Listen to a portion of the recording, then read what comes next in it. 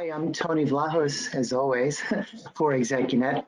And thanks as always for tuning in. And I'm real pleased to introduce you to my guest and dear colleague, Saundra Botts. Today we're answering the fundamental question, how do executives really get jobs? As you ponder that one, consider a few more. Is your resume getting responses? Why are headhunters giving you the cold shoulder? Do you know what to do in order to change your stars and land the role you want?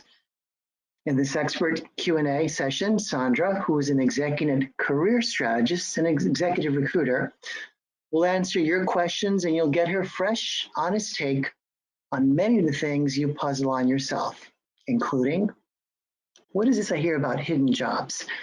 And what is my resume's actual role in my search? How do I make my network work for me? How do I make my LinkedIn profile stand out? And the list goes on. All that's just ahead.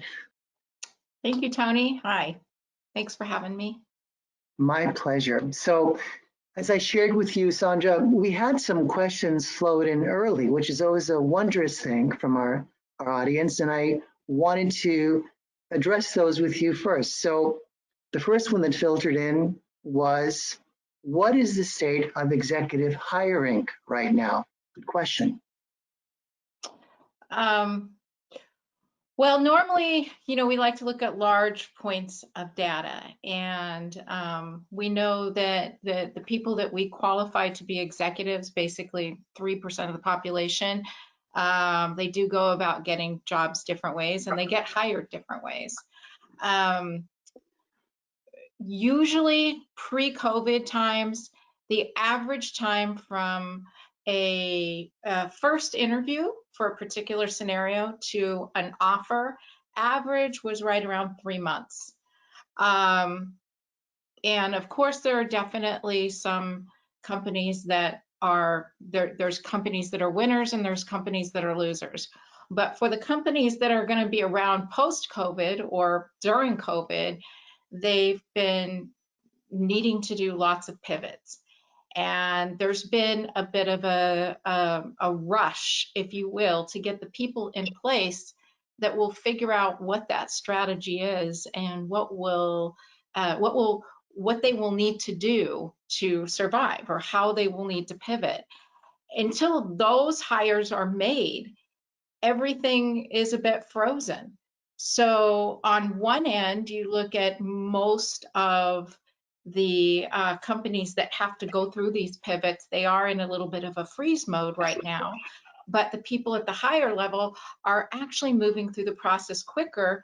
And we've actually seen the interview time shorten from 2 to 3 weeks. So anywhere between 2 to 3 months. Also, that I think that has a little bit to do with, and I'm just using this based on the members that we work with, and we're helping them through their job search. The interview process is happening faster because they don't need to have everybody at the office to do the interview. So I had one of the members say, I got called back for a second interview, and that was in the afternoon. So it's like the whole time frame of when can you come back has shifted, or when can the people come in to talk to you, the stakeholders that we need to create buy-in for you has shifted. So in the short answer to that question is that there are companies who, are definitely losers in this environment. But, if you're a company where your business just has to pivot, that state of executive hiring has accelerated. Mm-hmm.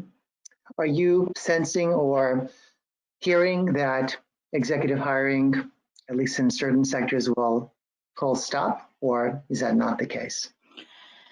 No, I mean, the only scenarios, and don't get me wrong, I mean, I talk to people on the phone every day that their job was actually eliminated due to COVID. So, there are companies that have just said, look, this thing that we do, this business line isn't going to work anymore. And no matter, there's no pivots that can be done. There's no way we can recover from the loss that we've had over the last 6 months, and we're just going to have to liquidate. And so that, yes, that's kind of a stopper. But then there's companies that are around and that are going to be around. There's companies that all they need to do is pivot. So therefore, they have to hurry to get these people into place so they can make everything else happen. And then there's other companies that are perfectly situated. I mean, you know, I just moved to Texas, and you know, I'm starting to experience Sonic, and as I pull into the stall at Sonic, I realize that wow, there could be no company better positioned for this. And as we look around and we see all these different companies now having the opportunity to take advantage of a market that wasn't there, they do have to make those moves rather quickly. And who does it? The executives. Mm-hmm. So if you're a senior level person and entering what I will call the pandemic job market just about now, what should you be thinking and doing in order to stand out? Yeah, that's pretty consistent across the board. You have to be thinking about where you add value. You have to be not waiting for somebody to determine that your skills and experience could be the thing that they need to get them from point A to point B, but rather positioning every conversation that you have with everybody with your value, meaning how you guide them through the process, that you're the solution. You are positioning yourself as a solution to the pivots that need to be made in this environment. And that goes from everything from figuring out how we're going to be interacting face-to-face with our customers to figuring out how we're going to set up in HR, how we're going to set up our company, who's going to work from home. Most companies have now realized, as where before there was a bit of some sort of a psychological blocker about people working from home and being productive. Well, now that everybody was forced to work from home, they've realized something. The productivity is there. And so a lot of that stigma about working remotely has gone away, and now they need people in higher levels to figure out how that's going to roll out for the future. This all takes strategy. This takes somebody who's going to guide them through the process. So if you're waiting for a company to determine if you're that fit, it's going to be a long haul. If you can come to the table with a solution and what they need to do, and you are their guidance, you have very much of a golden ticket right now. Absolutely. So Saundra, you work with senior level people all day long. This is your focus. You help them pinpoint, position, present, package themselves. I'm curious, what are some of the things you're hearing, some of the anxiety, frustration, concerns that senior level people you're working with are expressing to you right now about their future, the next quarter perhaps, of how they're going to move from a place of transition or unemployment to a place of landing? What are some of the things that are coming up more and more from the people you talk to? Well, it's pretty consistent to what it was before, but let's say it's heightened. Mm-hmm. Let's say that there's more of a need to look at it. And what that is, as I mentioned before, you know, to get the role at the executive level, you can't wait for someone to determine that you're the right fit. You have to lead with the value. Well, what is that value? How am I as a person supposed to know my own value? I know what I do. I might know what my strengths are. I might know what my accomplishments are, but how do I make all these pieces of everything I've ever done create a value, create a benefit that somebody's going to register and say, I need that? And, you know, almost every person I talk to says, I've got a very unique situation I'm working with. So what's that? Well, I've done a lot of things. I did this for a while, then I did this, then I transitioned, and I just feel like when people look at me, they don't know what to make out of it and how I can help them. And I don't even know how to do that. And while that's been the case before and it's the case now, there's more, I guess, a heightened level of sense of anxiety around I need to figure it out. And that is exactly what we work through. That's where we start with, okay, let's just take this from the beginning. Let's just say that all these pieces of everything that you've done, and by the way, if you have over 20 years of experience, there's no way that you could have the exact same experience as somebody else, maybe a little bit on paper, but the day-to-day experiences, no. So how do we create that into something unique that is a benefit? And all these pieces, are so overwhelming to look at. And then we put these pieces together in a puzzle in the form of a picture that's not overwhelming to look at and helps them feel much more confident about marketing themselves. Awesome. Changing industries, switching sectors is something we hear a lot from our audience. Before the pandemic, we heard it, and I know we're hearing it a lot now. Talk to us a bit, please, about how to negotiate that territory. You're in one sector, it's either shut down or it's the opportunities have diminished for you, and you need to move somewhere else, or you really want to because you feel that's important. And yet you've built your network in one sector, you're known in one sector, and that's where all of your expertise historically has been. How do you make that switch? Where do you start first? Is it with that value story? Yeah, and I'll tell you how I had my first epiphany about this. I've recruited through 3 recessions, and my first year as a headhunter, I did accounting and finance. So I was very proud of the fact that my first year as a headhunter, I took 10 CFO searches. And I sat down with all the I did everything I was trained to do. I sat down with all the senior level stakeholders and got a list of everything they told me they were looking for in somebody's background. Most of that had to do with industry, right? We want somebody not just from, this particular sector of commercial, but commercial, large anchor store real estate, like whatever. They would narrow it down. And if you're gonna be a headhunter, you gotta go headhunt. So I delivered those people. And this was back when I was in contingency, and I learned a hard lesson. And that was that out of those 10 searches, only 5 of them ended up hiring people through me that had the stuff that they were looking for. The people that they hired, or little of the stuff they were looking for, didn't have most of it, including industry. And so I had to take a deep dive into that and say, what am I doing wrong? And what I realized is I was sort of just taking a list of characteristics or background or experience or those pieces that we were talking about, and I wasn't looking at what they were trying to make happen. And so from that point on, and the reason I did become number 1 as far as my interview to offer ratio with my clients is that I never asked them what industry they wanted to find.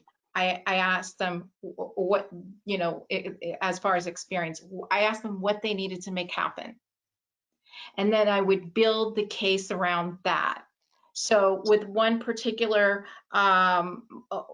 senior level finance person, a CFO, he had large company, he was with a large company, but it was in supply chain manufacturing.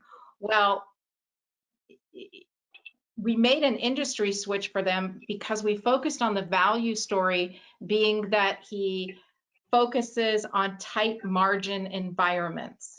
So that value proposition has to be big. It has to be worth. When we say value, we mean ROI. That ROI has to be higher than your salary. That's the definition. But that tight margin environment that he was proficient with translates to other industries. So what we do at ExecuNet when we work with members is we focus on what is that value proposition that might be the common denominator between your industry and other industries and make the focus on that and control the narrative around that focus. Mhm. Terrific. So I want to turn to hidden jobs. I promised our listeners that we would unpack that one. So what is the hidden job market? Is it real? How do you negotiate it? Give us the dope on hidden jobs, Saundra. Well, it's in the dark, deep web. No, I'm just kidding. It's in the deep state. No. I think people use the phrase hidden job market because they know that, and you can read anywhere, that 85% of people at 200K and above are not going to get their next job through a job posting. So their automatic assumption is, well, where's the hidden ones? But the reality is that most of these jobs just end up, companies hire these senior level people. They bring them on board to their company before there is even a job description written. Okay, so, and I'm gonna use another story from my past, and that is the fact that, you know, basically, I would make sure that if a client called me and said, look, if you work on this more junior level job, I'll have a CFO position for you to fill in 6 months. That was their way of dangling a carrot. And I knew that if they had a head start of 6 months, there was no way this was going to go out to search, especially now because of LinkedIn, okay? Because they're going to, through their network, find people they know that could do this. And the reality is maybe not in their first degree connection, but definitely in their second or third. And for a senior level role, at 200K and above, the average amount of people making this decision or responsible for this hire is about 6 to 7. They have all been working for 20 years. They've all worked at different companies. Usually there's about 4 or 5 people they already have in mind that they're going to reach out to. So this hidden job market is about learning how to get in conversation with people, not about a job, but about a problem or solution. And that's where that value conversation comes into play. Terrific. Let's talk a bit now about recruiters. My chat box is filled up pretty quickly with all sorts of questions which diverge in that one critical place, which is, how do I get the attention of an executive recruiter? When does that happen? What comes next? That's a loaded kind of thing, but let's start with, is that important? How do you get that person's attention? Is it really important? So it is important, but it's important to know why, and it's important to know what sort of leverage you have, and it's important to know how. So let's talk first about understanding how the whole landscape of recruiting has changed. You know, back when I first started headhunting, if you had a senior level position you needed to fill, you would always just call a headhunter. That's just what you did, you know, because they have access to network, you know. Fortunately, I saw the writing on the wall in 2008 that you know, access to network was going to be had by anyone with a LinkedIn account. And so that's when I started actually coaching my members to get on LinkedIn and to get visible on LinkedIn. And that's when I realized that, well, put it this way, I probably haven't sat down in 10 years to do a 200K plus search with a client that hasn't already searched their own LinkedIn network on LinkedIn. Then it goes to the headhunter. And in that case, when all that fails, it's usually because now they're looking for a needle in a haystack.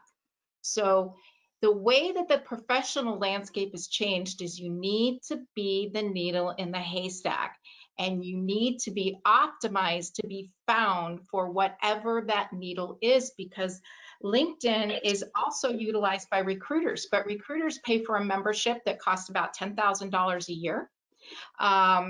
It's great because it's leveled the playing field. It means that, you know, in 2019, over half of the third-party searches that were filled for 200K roles by third parties were filled by independent practitioners. Just, you know, like Lone stars out there like me when I left my firm in 2008 with a, 2 multi-billion-dollar clients and a LinkedIn recruiter membership. So you're not going to know how to find them. It is 100% an inbound game. So if you're reaching out to them, their attitude now is like, look, I've got these 4 searches that I'm going to be working on. That's it. I need to fill them. It's my bread and butter for the entire year. So I'm not interested in anything you have to say, but finding this needle in this haystack for this client. And their view towards you is that if you're reaching out to them, your pull is never as good as push. Just think back to your dating years. You'll know what I'm talking about. But if they find you, okay, now you have leverage. If they found you because you were optimized for the exact value that you bring to the table, now you have leverage, okay? Put it this way. That is like if you were marketing a product and you found such a good value proposition for that product and you were able to get it into the eyeballs of the exact people that needed it and were willing to pay the money for it, now you have leverage. So in short, the recruiter is not the end all be all of everything, but you have to optimize yourself to be found by them when they're looking for you. You have to be optimized to be found by them correctly. So when they find you, you are actually what you're looking for. B, and you have to have a solid value conversation with them because recruiters want to impress their clients.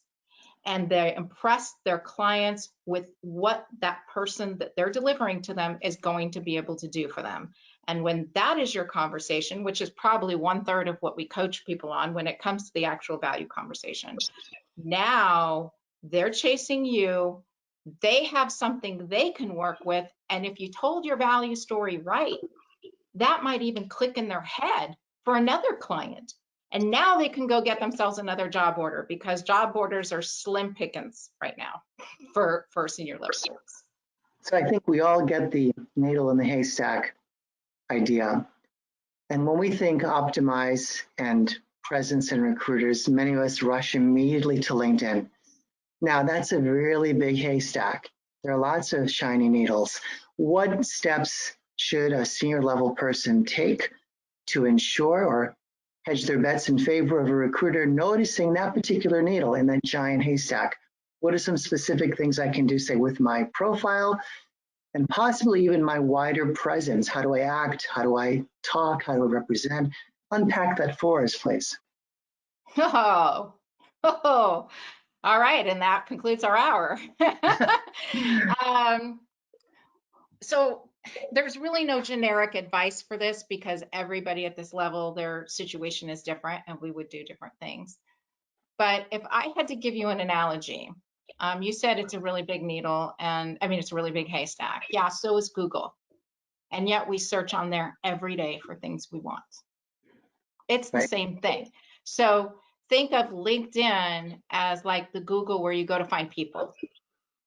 So the better you're optimized to be found, the better you're going to be looked at by the right eyes. Okay. And when I say right, I'm going to use the Google analogy really quick because if you look at how, and granted, Google and LinkedIn, their algorithms are secret. So, we just know this based on testing and it could change tomorrow. But we do know that if you're trying to optimize, let's say, your product on Google, and you want your product to be found by those that are looking for it, like me, looking for some very, very specific pictures that I wanted for my office. Okay. I was very specific about what I wanted. If you use some sort of clickbait just to get people to open it up, and then they open it up and realize that's not what I was looking for. That's called bounce rate. Okay. I opened it, not what I was looking for, and I left it. So that's not the game. The game is not to get them to open you or get them to look at your profile, which is the next step in the optimization. And that's where it gets really specific about what you need to do. The idea is to make sure that you're being found by the people who are looking for you. So the higher you go in your org chart that looks like a pyramid, okay, the more I like to use the analogy of a very rare book. Okay, so let's say you were a limited edition rare book. Now, back in the day, if you had a limited edition rare bookstore, you would rely on foot traffic to walk in and perhaps have, maybe by happenstance, either A, that person that was looking for that book finds it, or B, maybe you can convince them to get it. But that's not really how the world works anymore. Now, the guys in the back room listing that book on Amazon and serving coffee up front, and somebody out in India is going to be looking for that book and they're going to find it. And there's not going to be any question, how much is it? Oh, I don't know. I don't want to pay you that much. It's not going to be any question. It's going to be, what will it take? And that's the strategy that we use on LinkedIn. Number one, first off, is get you optimized to be found by the right people. So when I see all these taglines in the header, and taglines are good for some things to control the narrative. But if you understand how the algorithm works on LinkedIn, that header is probably the most heavily weighted item on the whole algorithm. So if you're filling it up with like branding statements, that's not what your recruiter is searching for. You have to keep in mind, what is the recruiter searching for? What are the words they're using? Get you optimized to be found. And then step 2 and step 3 are like, what happens when they see your profile? How do we make sure that value pops out? That's very customized. And also, what is your brand awareness with your network? And just so I didn't lose any of you with that phrase brand awareness and you just go blah, if I hear that phrase one more time, let me give you an example of what brand awareness is. One of the searches that I was working on, and I found somebody on LinkedIn, because that's how I roll. And I talked to the guy and he said, look, I'm not really the right person for that job, but you know who the guru is for that. You need to talk to so-and-so. So I type him in and I'm like, wow, he is the CFO that can tell stories with data and look, he's done a presentation on it. Oh my gosh, this is great. So he was perfect for the job, but he had never heard of the guy that referred him. I said, oh, he's referred to you by so-and-so. Kind of wanted to let him know it wasn't spam, but he's like, look, I don't know who that is, but yeah, it sounds great. So anyway, after he got the job, I wanted to thank the guy, but I told him, I said, look, he didn't even know who you were. And he said, oh, he wouldn't have known who I was. I saw him speak at a conference like 5 years ago, and I thought he was brilliant. And I connected with him on LinkedIn and I follow his stuff. So therein lies the magic of LinkedIn when it comes to branding. If somebody saw you speak at a conference 5 years ago, they would not remember you, okay? Even if they thought you were brilliant at what you were talking about, AKA, as the kids are calling it now, thought leader, okay? Now with LinkedIn, they're actually seeing you every day. Seeing you every day because they go onto their home stream, 600 million people on LinkedIn, 40% go on there every day and spend an average of 17 minutes, okay? Whether or not you show up on the home stream for your network has to do with your engagement and a lot of things on the algorithm, and that's, where it gets really specific, and that's what we work with you on. Okay, very cool.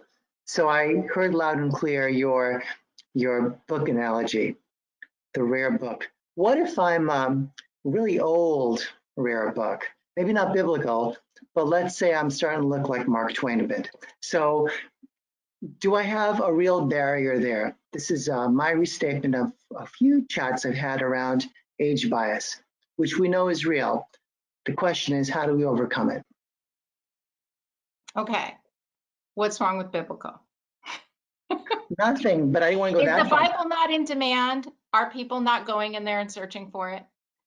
Okay, the point that I was trying to make is, there's a lot of things that there are some biases for. There's, a ton of biases that we could go on and on. There's race. I spoke to somebody yesterday. Should I be telling people I'm a disabled veteran? All these things come into our minds when we are not focused on the benefit that we provide.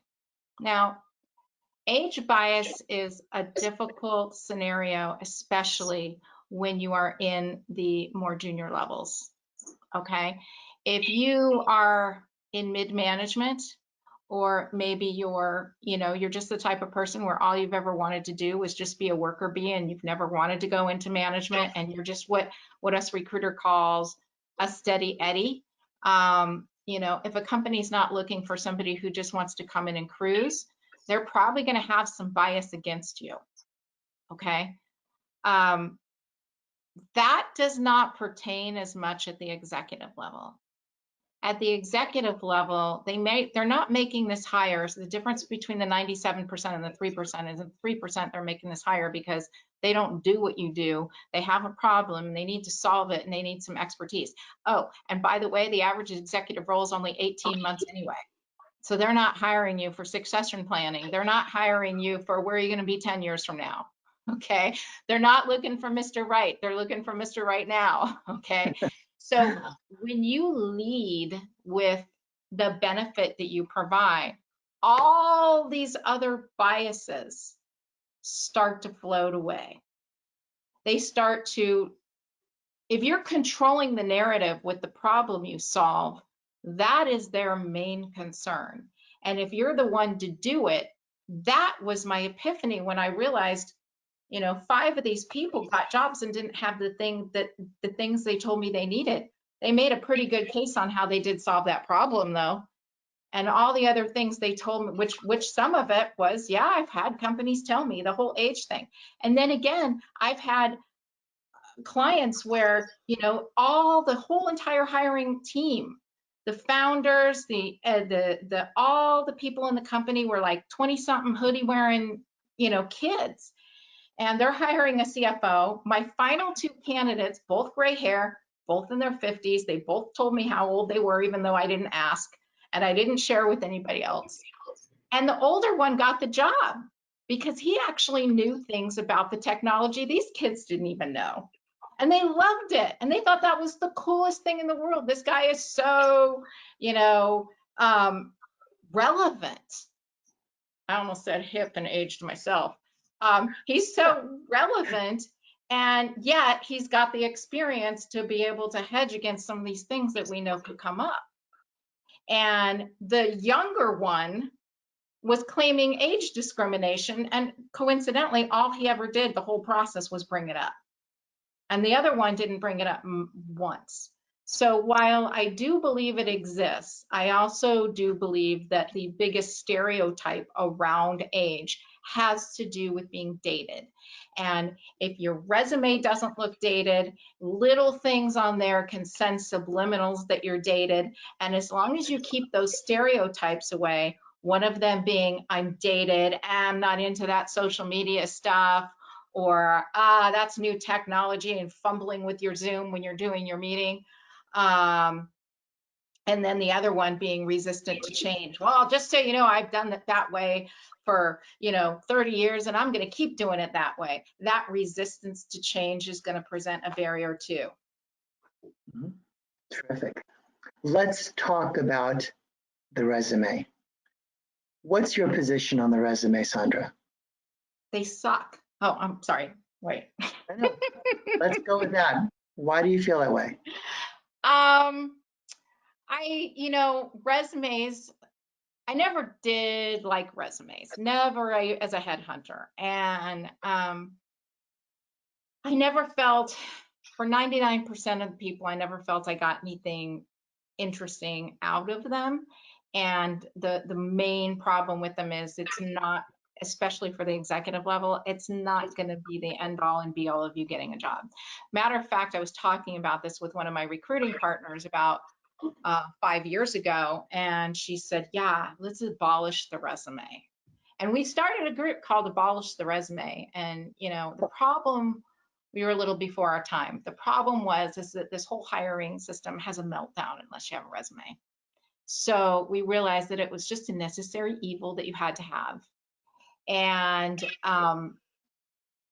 there's only a 15% chance that you're even going to get a job through a posting if you're an executive level person. But with that 15%, you probably can't ignore it. And also, they're going to want it sometime in the process. Hey, I just realized that you're coming in to meet with Tony for that role. Or I just realized we don't have your resume. Can you bring it over? So maybe it didn't get you in the door, but it might be able to break you at some point. So we just need to make sure, especially at the executive level, that it's keeping very consistent with that value story, especially since the resume reviewer is only going to look at your resume for an average of 6.25 seconds before they take one of 5 actions. And fortunately, thanks to science, we know a lot more about what is actually happening in that 6.25 seconds. We know how to optimize against an applicant tracking system. We know how to control the narrative with the actual problem, because the psychology in the 6.25 seconds is I'm going to see what I want to see. And if you control the narrative, the eye will actually see the things they want to see. So if your narrative in controlling that value proposition, we have a very specific way that we go about it, all of a sudden it's like the things pop out to them that they're looking for. And that's the strategy behind it. Okay. Oh, and by the way, it doesn't matter how many pages it is these days. Oh, that's Yeah, I mean, good. you don't want to go past 4 pages, but no one's ever going to print it up unless they're, bringing it into a meeting room to meet you, and odds are that won't even happen for a while. So The dilemma for many of us in search, and I think you touched on this earlier, is what to put in, what to leave out. I'll be specific. You're looking at your resume and you love the last dozen jobs that you've done. You rocked it as the chief of this and a VP of that. And you did different roles, and you see yourself a certain way and see some form of career narrative. It all works together. And yet, in the end, you want to be considered for something very specific. Maybe the CMO role, not maybe the CTO role. Maybe you're good at bunches of things. How do you bring it down to something focused when, as you look at your career history, it looks pretty illustrative. You've done a lot. You're proud of a lot. Tough choices, or is there some simple approach to whittling it down to the most concentrated version of you that you can possibly present? Well, let me just start by saying this. I remember several years ago working on my own resume and getting so nauseous that I had to shut down my computer. I thought I was coming down with something, and then I shut down my computer and I felt better. And I realized that working on my own resume did make me nauseous. And that was kind of another epiphany for me too, is that as human beings, we can't be objective. We can't see ourselves as well as the outside world sees us, at least when the outside world is our audience. Okay, and face it, if you're trying to market yourself, that outside audience is the market. Okay, but all these accomplishments that we've had, we've created identity around that, and that becomes very hard to let go. And this, whether it's the resume or how you're interviewing, or it all starts with understanding the value proposition. One of the rules we had as a headhunter is you never let your C-level people go into an interview without doing a full interview preparation. And primarily that was because of that overwhelming desire to want to focus on the stuff you've done, and do what I call the executive mic drop. See what I've done? And in reality, that's not the benefit. That's just the stuff that you feel strongly about. And detaching from that is something that is pretty much universally, at least once you get to the stage where you've done a lot of stuff, like the executive level, it's pretty straightforward. And in the 97%, you can just point at your skills and experiences and say, okay, you figure it out, and they'll get it. They really will get it because they've done your job. If I was working with a CFO and they were hiring a controller, well, he's done that job. So he can very easily understand if she's got what it takes to do the job.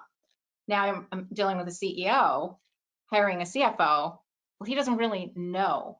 And so you have to really lead with that value story. So whether that is in your resume or that's in your conversation, it is not going to be within your human nature to want to detach from talking about stuff that you've done, which is why, as headhunters, we had to work with people on these things, because otherwise we would see a $50,000 placement fee go bye-bye. And, that's not cool for anybody.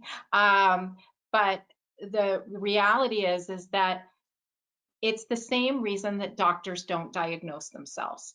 You can't be objective. You can't diagnose what's wrong with you, what you need, and be objective. Lawyers don't represent themselves in court. And so what we do is we focus on, okay, let's dump all those puzzle pieces out. Let's take all your skills, all your characteristics, everything you've ever done, including the fact that, maybe you're in the military. That wasn't even on your resume. That's part of who you are now. And let's put the value story around that, not only so it's a benefit and an ROI to the market that we're going after, but actually it's unique. And then we let that guide the process to what goes on the resume. If it's supporting the value story, we go way back. If it's not supporting the value story, that probably doesn't need that much definition. But that narrative has to be very clear. And that narrative, you're just going to spin yourself in a circle trying to figure it out yourself. Mm-hmm. Many of us have, of course, the impression that, like other things in life, job search is linear. You start without it, you plot this course, you move through different seasons, sessions, moments, and then suddenly you get one at the end of this trail. I'm talking about networking now. How do you and when do you network? What's the best time, the best way? It's not one blip in the linear progression of things, is it? It's something you do ideally long before you needed a job. But let's say you're in that moment where you're in search. How do you make that a part of your search experience so that it's productive and effective for you and not just something you do at some point? Right. So let's first start off with a definition of networking. Mm-hmm. Okay. Networking is, a network of relationships. There's first degrees, there's second degrees, and they're relationships of some sort. Relationships are not one-way streets. So if you only go to network when you need something, you're going to have a difficult time being authentic about wanting to build a relationship. Okay. The reason networks are so strong, like some of the strongest networks I've ever seen, are because that relationship has been cultivated. And this doesn't have to take time, but a lot of times it does happen over time. And a lot of times these relationships are so far removed that they may not even seem like a relationship. Maybe you've never even seen that person live, but yet that person feels like somebody you could call up and ask a quick question to anytime you needed to. And when in the 2008 recession, I had a lot of my clients that were asking me to help them find work. And I had some people, most of my clients were calling, and I couldn't help them because I didn't have the right job orders for them. They weren't my needle in the haystack, but I wanted to help them. So what I did is I looked at all the people, because I still had searches that I had to work on. Well, and we were all chasing the same people everybody else was after. And so I said, well, why are these people so in demand? And I took a deep dive into those people. and found out that they were the type of people that were always treating their network as important. Everybody they've ever encountered in their life was important. Not only important enough to help, but also important enough to have some method of staying in touch, whether they connected to them on LinkedIn. 2005 was a big year. I got my first LinkedIn invitation, and all of a sudden this stuff went live in the cloud. Or whether it be enough that they could just remember to make a phone call to say, hey, I think you need to talk to so-and-so. So if you haven't done that, let's get past the woulda, shoulda, couldas, okay? And just realize that there's a lot of people in your same boat who are having that epiphany right now. And there's a lot of people who say, you know what, I really do want to do it right. I really want to go out there and help people understand how I serve. Make sure that they feel comfortable asking me a question if they had a question. I want to do this right. And you can actually go on, and if you go on with the right servant strategy or value strategy on LinkedIn, you could build this from scratch. The people that you in your network, maybe somebody you haven't talked to in 20 years, you could pick up the phone, and with the right value conversation, you could actually pick this up and do this from scratch. Because that branding and now I'm going to go back to the brand awareness thing, that brand awareness thing has to be communicated to your network. Those people that you talk to are going to need to give it to other people. Odds are this next job is not going to come from a first-degree connection, but rather a second or third-degree connection.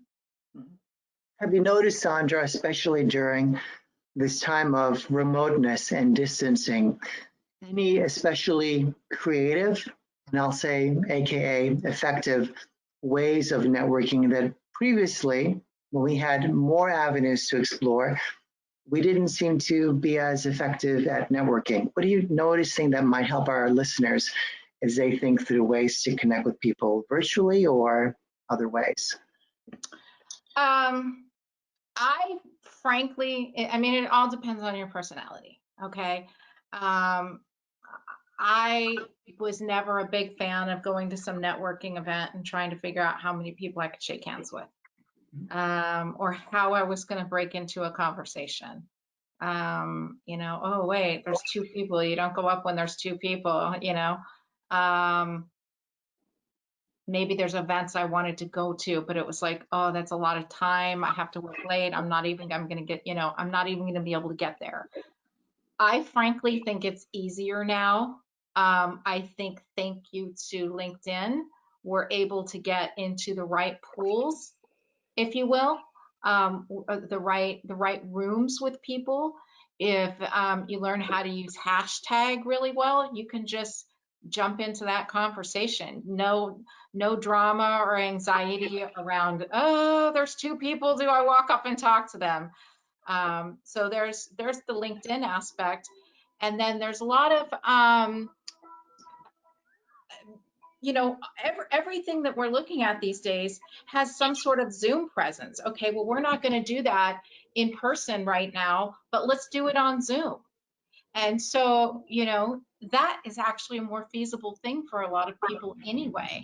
And, it's a lot less pressure, I think, than going there and going in. And these are usually set up with people who are maybe a little excited to have some human interaction.